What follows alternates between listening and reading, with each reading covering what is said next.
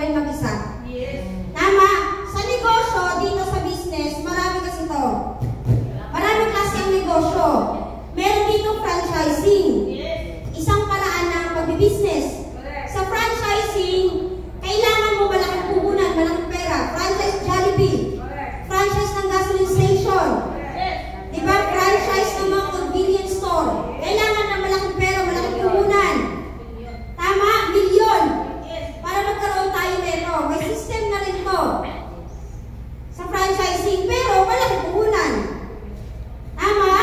Eh tayo man, nagpera tayo mamuhunan isang box para magkaroon tayo ng produkto. Paano pa itong franchising? Kaya ito, nasa negosyo or ang multi-level marketing. Ang First Vita Plus ay multi-level marketing business. Nasusundan po natin, multi-level marketing business or network marketing business. Ang First Vita Plus, para alam po natin ha. Sa multi-level marketing business, ang maganda, may puhunan pero maliit. Ang maganda, maliit ang puhunan, may produkto na. Ang maganda, maliit ang puhunan, may produkto na. Ang malupit, may sistema pa. Yun yung maganda sa multi-level marketing.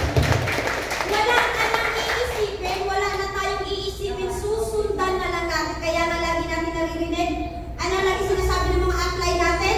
Susundan na lang natin. Ang malupit lang, marami sa atin hindi pa din nakakasunod. Ay, grabe. Diba? So, kailangan susundan ito. Investor. Milyon ang kailangan natin. Kagaya ng mga pinakita ko po kanina ng mga tao, ito po sila, mga investor. Yung pera na nila gumagalaw para kumita ng pera. Diba? Ganun po ang ginagawa po ng mga investor. So, dito lang tayo umiikot. So, ngayon, nandito po tayo sa business, multi-level marketing. First Vita Plus. Tama? So, ngayon, ano ba yung mga parameters para po tumakbo ang negosyo po natin? Sa First Vita Plus, network building, isa po yun. Sa kailangan po natin, o pinaka-importanting parameter para po tumakbo ang negosyo. Network building. Ano po ang pagkakaintindi sa network building? Network building. Anyone? Any2? Pagpapalaki ng grupo. Yun, pagpapalaki ng grupo. Ma'am M. Network building.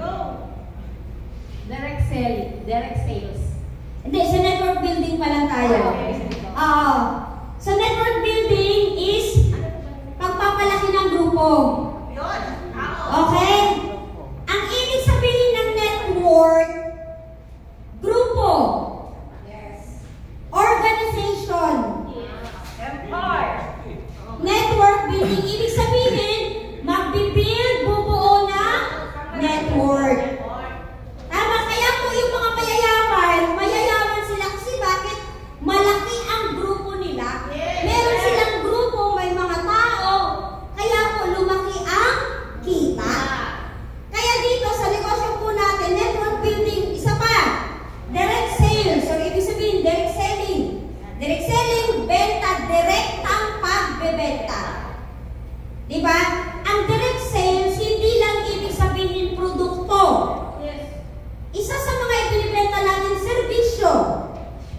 Diba? Kaya ulit, kung naaalala niyo ulit, yung SSS na pinuturo sa atin ni Apple Roger, na kailangan matuto tayo mag-serbisyo. Service, kaya nga yung mga apply natin, todo service sa atin, kasi isa yon sa mga parameters. Kaya tayo, dapat matutunan din natin yun, serbisyo. Yung pagtuturo, isa sa mga service na kailangan po natin matutunan. Tama po? Ano pa? Inventory or management. Inventory management. Ito, isa sa mga sa negosyo natin, sa First Vita Plus. Kailangan na alam natin, di ba, sino dito ang may mga dealers na? May mga dealers na. Ayan,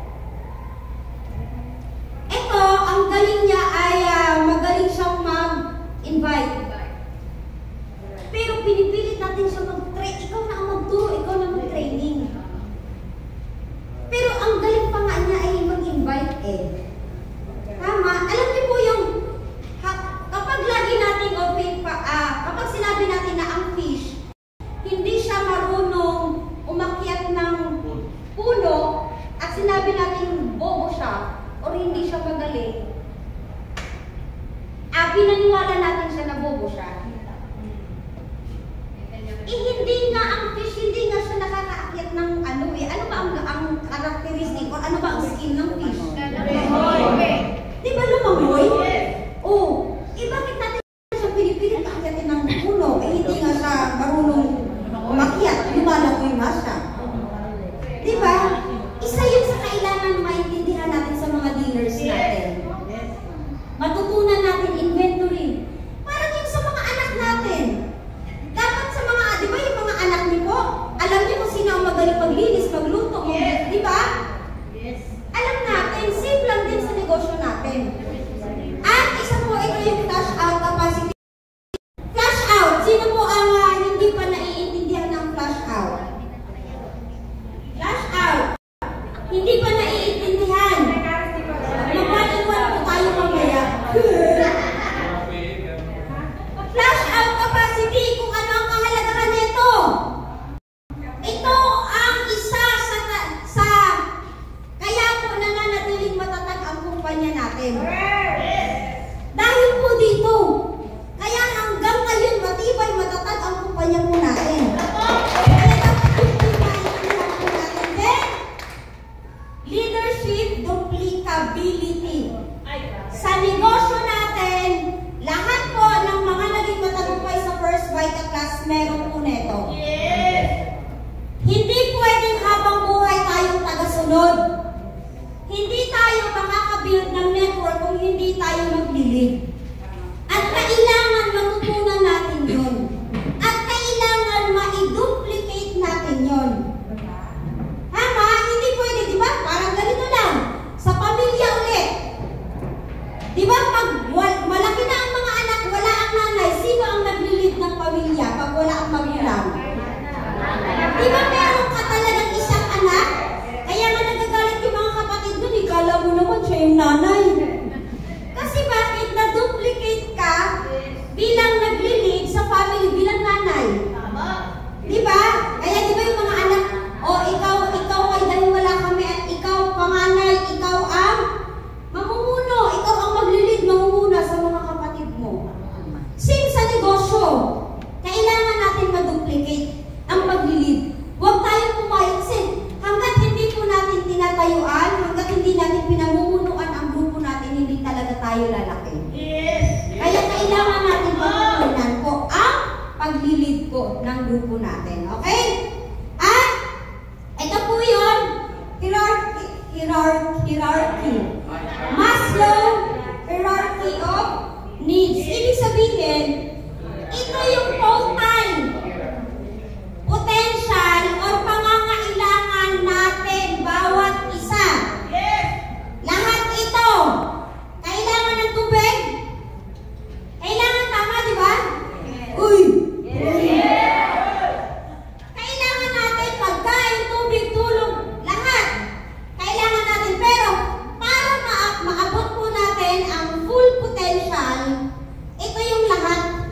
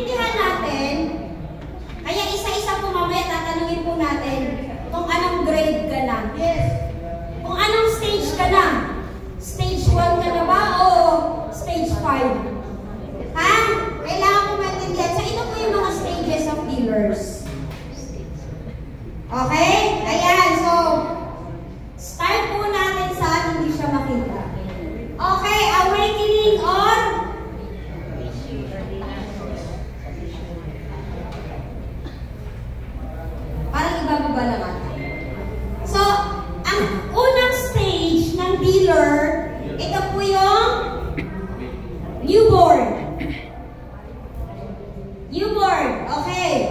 Ayan.